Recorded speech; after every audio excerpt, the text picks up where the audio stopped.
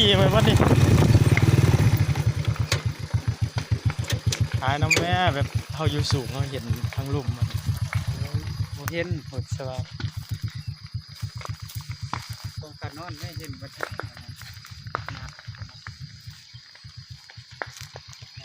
ใครเพิ่งได้ตกเหวตาย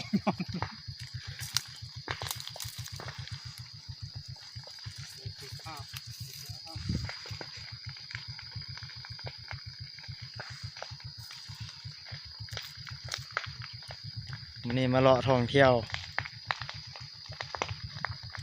เส้นทางกระสีเมืองน่านเนาะ